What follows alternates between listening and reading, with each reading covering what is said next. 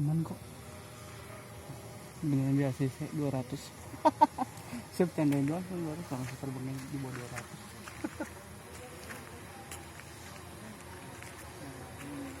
Dia itu makan waktu di turun. Kalau dia RTH bisa kan?